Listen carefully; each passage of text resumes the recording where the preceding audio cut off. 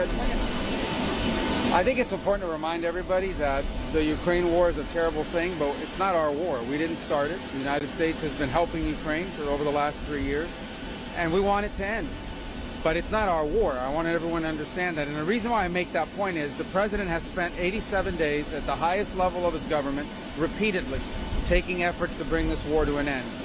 We are now reaching a point where we need to decide and determine whether this is even possible or not, which is why we're engaging both sides.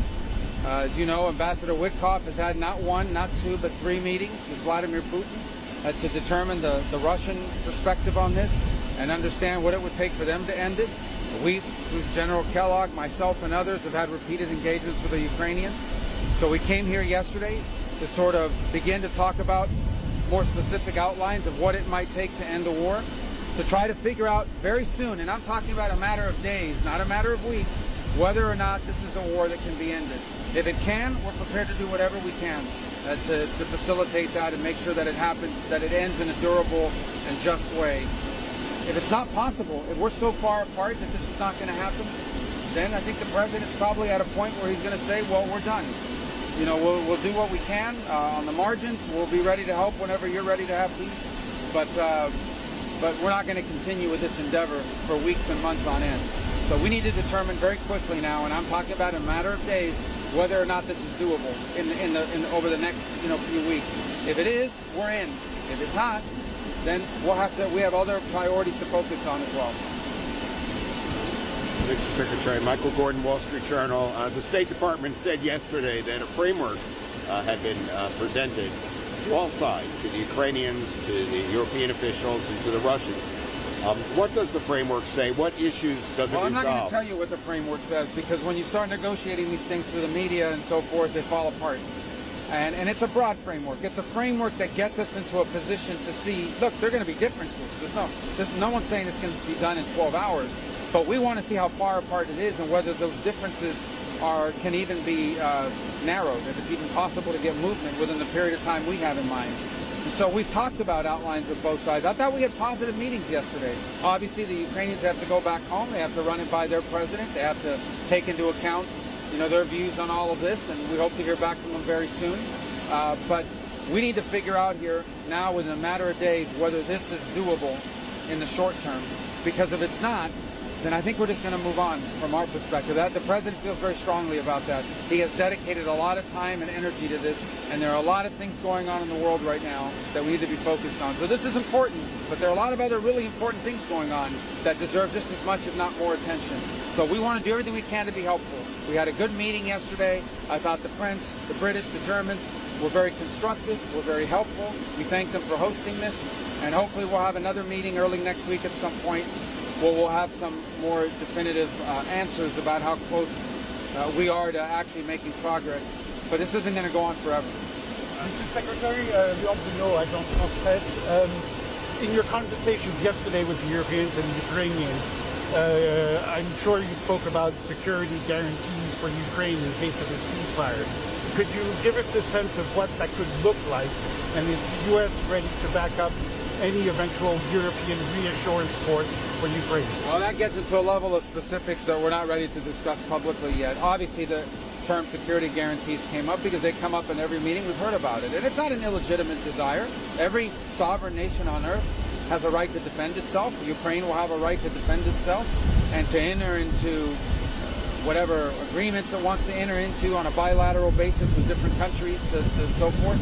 So, I mean, it was discussed, but and that'll have to be part of any sort of conversation. Ukraine, in order for there to be peace, we recognize that Ukraine has to feel like it has the ability to defend itself from a future attack from anyone.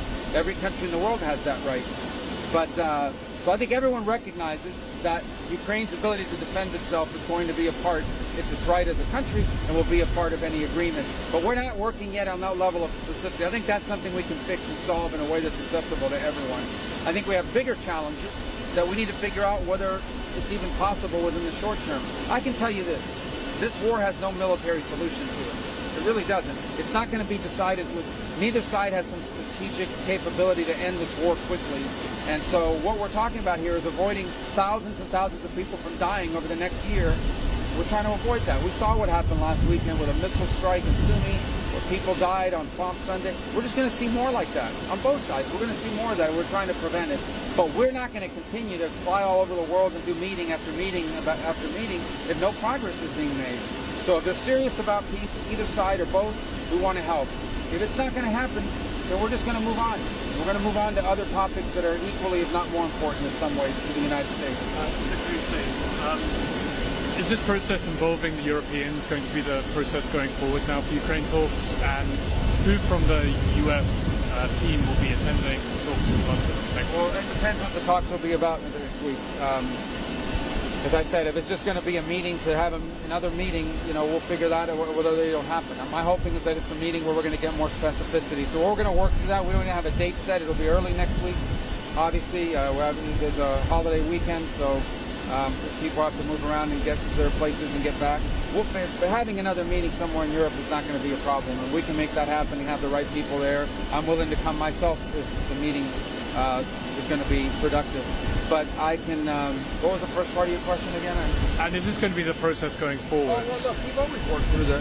I mean, we've talked to our allies consistently. I myself have had multiple engagements with not the Germans, the French, the Brits, but also the Italians have been in some of these meetings as well in the past. So we've had these conversations with them before. So they offered to host us here today. Or yesterday, and I think they were very helpful, very constructive. We'd like them to remain engaged. I think they can help us. I think the UK, France, Germany can help us move the ball on this and get this closer to a resolution. I thought they were very helpful and constructive with their ideas. So we welcome their input, we welcome their involvement. We think it's important. There are probably elements of this as well.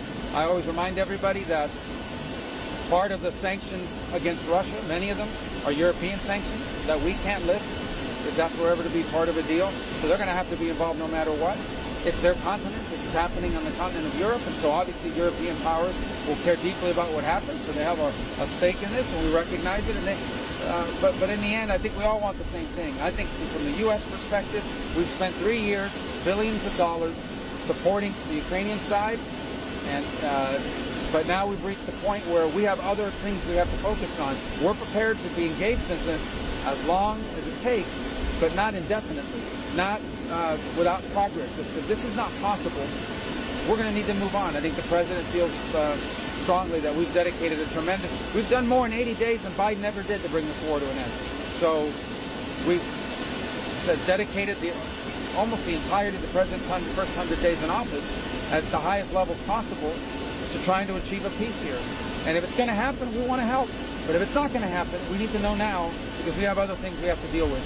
Mr. Secretary, James from Fox News. In terms of your discussions with Foreign Minister Lavrov yesterday, what gave you the indication that he's also willing to move forward, given they hadn't accepted the framework of the ceasefire already, in terms of now, from your discussions, why you feel they'll be... Well, look, I spoke to Minister Lavrov yesterday because when we have these kinds of meetings, it's important for you to communicate to the other side. Otherwise, they don't know what happened. Now they're relying on rumors or whatever's out there. So I spoke to him very directly. I said, we had a meeting today with the Ukrainians. We proposed an outline. We didn't go into specificity about it, but I think he has an understanding of some of the elements of it. I'm sure he does. I said we thought it was constructive. We thought it was positive. Nobody rejected anything. Nobody got up from the table and walked away. They're going to go back to their capital, spend a few days mulling over it, come back to us early next week, and also wanted them to know that the French and the British and the Germans were very constructive and helpful. That was the gist of the conversation. And I think it's important when you're dealing with things like this, especially with the Russians, who we just haven't communicated with for 3.5 years. I think it's important that that communication happen. And likewise, when we've had meetings with Russians in the past, or when Ambassador Witkoff has traveled to meet with Putin, we've informed the Ukrainian side of what happened, so that we don't have a breakdown in trust and things of that nature. Quick follow-up, just on Iran really quick. Was there any discussion yesterday with your European counterparts on any of the Iran negotiations? Are they also sharing the president's vision of Iran cannot have a nuclear weapon? Well, for the Europeans, they have an important decision to make very soon on snapback. On the snapback of sanctions, because Iran is clearly out of compliance with the current deal. As you saw, the IAEA was in Tehran yesterday, issued public statements saying Iran is as close as it's ever been to nuclear weapons. The president's made clear Iran will not have a nuclear weapon. That is not going to happen. We're hoping that talks continue and that they're fruitful and that they can lead to something. We would all prefer a peaceful resolution and a lasting one. It has to be something that actually not just prevents Iran from having a nuclear weapon now, but in the future as well, not just for 10 years with some sort of sunset provision or the like. So we discussed that, obviously, because the Europeans, the E3, have a decision to make on snapback. Because I believe we should all anticipate, based on the public comments yesterday, that they're about to get a report from the IAEA that says not just is Iran out of compliance, but Iran is dangerously close to a weapon, closer than they've ever been. And then they're going to have to make a decision about whether they want to reimpose these sanctions. And if Iran is out of compliance, they have to reimpose the sanctions. So that's going to be a factor in all this, and that's why it was important we talked to them about it before our talks on Saturday. All right? Thank you, guys. Thank you.